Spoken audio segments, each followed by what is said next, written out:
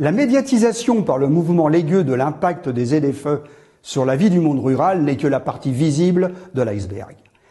Maire d'une petite commune de 830 habitants dans le sud de la Seine-et-Marne, Poligny, je voudrais rappeler d'autres contraintes.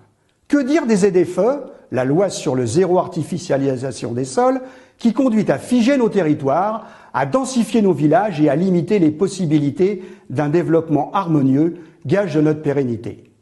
Que dire du traitement qui est fait aux agriculteurs, aux éleveurs, victimes des politiques incohérentes et des normes insupportables? Que dire aussi des pressions que nous subissons de la part des promoteurs d'installations d'énergie renouvelable?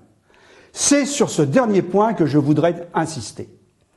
Depuis 1 an et demi, nous sommes harcelés par Rener Énergie, société adossée au mastodonte financier BlackRock pour un projet éolien démesuré qui conduirait à installer des engins de plus de 200 mètres de hauteur qui défigureraient nos paysages et nos sites naturels.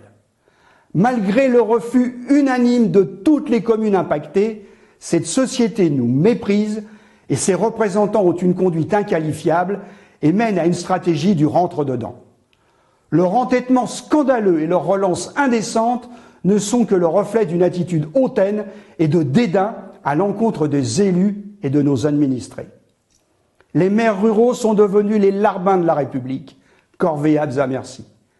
Victimes de l'écologie punitive et des sociétés qui se sont engouffrées sur ce marché lucratif et sans risque, puisque financés par de l'argent public, nos villages ne veulent plus être l'exutoire des délires de politique déconnectés de la réalité de terrain, des décisions incohérentes et contradictoires mises en œuvre au détriment des enjeux économiques de nos paysages et de nos vies.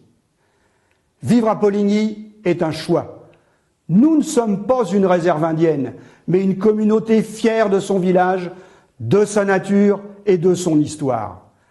Les gueux veulent être entendus, considérés et respectés par cette caste de beaux parleurs qui n'ont jamais mis les pieds dans la boue et trempé leurs mains dans le cambouis et qui, à longueur de temps, veulent nous donner des leçons.